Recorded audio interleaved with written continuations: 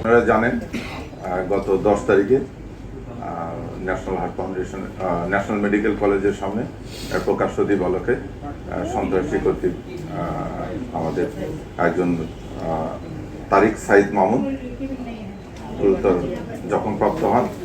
তাকে ওখান থেকে প্রথমে ন্যাশনাল মেডিকেল কলেজ হাসপাতালে জরুরি বিভাগে নিয়ে যাওয়া হয়।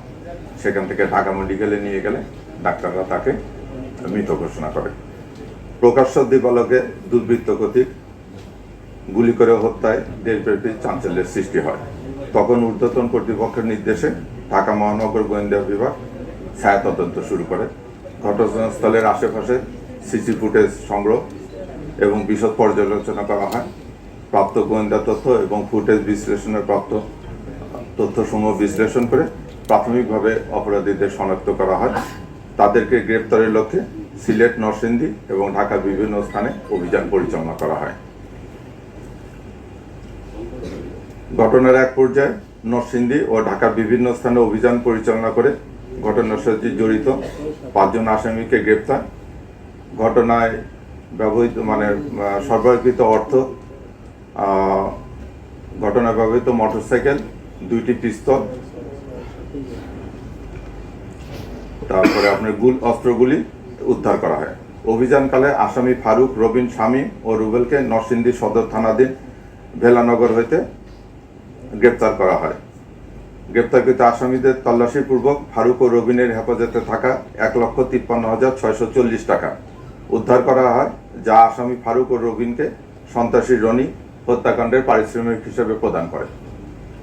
জিজ্ঞাসাবাদে তারা আরও জানায় যে হত্যাকাণ্ডের পর আসামি ফারুক ও রবিন তাদের ব্যবহৃত অস্ত্র ও অব্যবহৃত গুলিগুলো একসময় মুদি দোকানি বর্তমানে কাফরুলের বাসিন্দা শীর্ষ সন্ত্রাসী রনির নির্দেশে আসামি রুবেলের হেফাজতে প্রদান করে।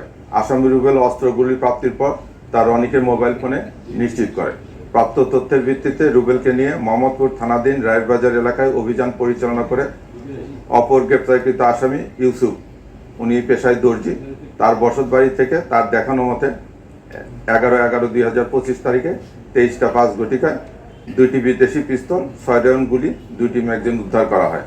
গ্রেপ্তারকৃত আসামি ইউসুফ এবং রুবেল জানা যায় ঘটনার দিন 10/11/2025 তারিখে আসামি রুবেল অস্ত্রগুলি ভর্তি একটি ব্যাগ ইউসুফকে হেফাজতে রাখার জন্য বুঝিয়ে দেওয়া যায়।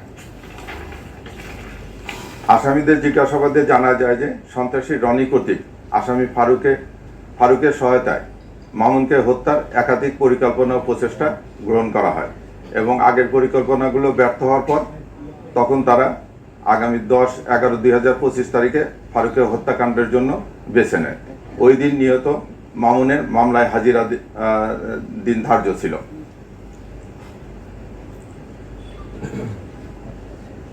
পরিকল্পনা বাস্তবায়নের লক্ষ্যে ঘটনার পূর্বের দিন অর্থাৎ 9/11/2025 তারিখে সন্ধ্যার দিকে সন্ত্রাসী রনি তার নিজ বাসায় অপর সন্ত্রাসী রবিনকে ডেকে নেয়।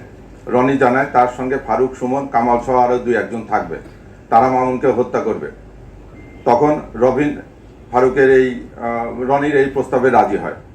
সেই অনুযায়ী গত 10/11/2025 তারিখে সন্ত্রাসী রনি 9টায় সন্ত্রাসী রবিনকে ফোন দিয়ে জজকোর্ট এলাকায় যেতে নির্দেশ প্রদান করে।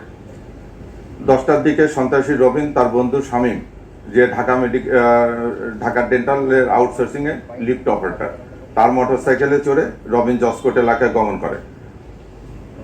রবিনের নির্দেশ অনুযায়ী ফারুক, সুমন ও কামাল আরও 2-3 জন অজ্ঞাতনামা, যাদের পরিচয় এখনো আমরা নিশ্চিত করতে পারিনি, জজকোর্ট এলাকায় উপস্থিত হয়। সন্ত্রাসী রনির নির্দেশে ফারুক অটোরিকশা যোগে জজকোর্ট এলাকায় গমন করে। পরিকল্পনা অনুযায়ী প্রথমে সন্ত্রাসী সুমন ও সন্ত্রাসী ফারুককে শুটিংয়ের জন্য রনির নির্দেশ প্রদান করে। এক পর্যায়ে সুমন ও রনির মধ্যে কথা কাটাকাটি হয়। সন্ত্রাসী রনি তখন সন্ত্রাসী সুমনের নিকট থাকা 2টি পিস্তল নিয়ে একটি ফারুককে, অপরটি আসামি রবিনকে হস্তান্তরপূর্বক টার্গেট ভিকটিম মামুনকে হত্যার মিশনে পাঠায়। জিজ্ঞাসাবাদে জানা যায় যে পলাতক সন্ত্রাসী কামালের উপর নির্দেশনা থাকে মামুনকে অনুসরণ করা এবং তার গতিবিধি তাদেরকে জানানো। সেই মোতাবেক সন্ত্রাসী কামাল ভিকটিমের সঙ্গে থাকে এবং তার সংকেত পেয়ে ফারুক ও রবিন ভিকটিম মামুনকে লক্ষ্য করে উপর্যুপরি গুলি ছোড়ে ও মৃত্যু নিশ্চিত করে ঘটনাস্থল ত্যাগ করে। ঘটনার পরেই তারা বেরিবাদের হয়ে রায়ের বাজার যায় এবং রনির নির্দেশ অনুযায়ী রুবেল অপর দুই সন্ত্রাসী ফারুক ও রবিনের নিকট থাকা অস্ত্র গ্রহণ করে তা রুবেলের বন্ধু ইউসুফের নিকট জমা রাখে। পরবর্তীতে রনির প্রদত্ত 2 লাখ টাকা রুবেল, শুটার ফারুক ও শুটার রবিনকে প্রত্যেককে 1 লাখ টাকা করে প্রদান করে। সন্ত্রাসী রনির পরিকল্পনা নির্দেশে সন্ত্রাসী রুবেলের মাধ্যমে সন্ত্রাসী ফারুক ও রবিন শামীমকে ঢাকা থেকে সিলেটের উদ্দেশ্যে পাঠানো হয়। রুবেল নিজেও তাদের সফরসঙ্গী ছিল। ঘটনার পরপরই সন্ত্রাসী রনি আসামি ফারুক, রুবেল ও শামীমের ব্যবহৃত মোবাইলগুলো তাৎক্ষণিকভাবে নিয়ে নেয়, যেন আইন শৃঙ্খলা বাহিনী তাদেরকে ফলো না করতে পারে বা এটা নিয়ে কোনো কাজ না করতে পারে।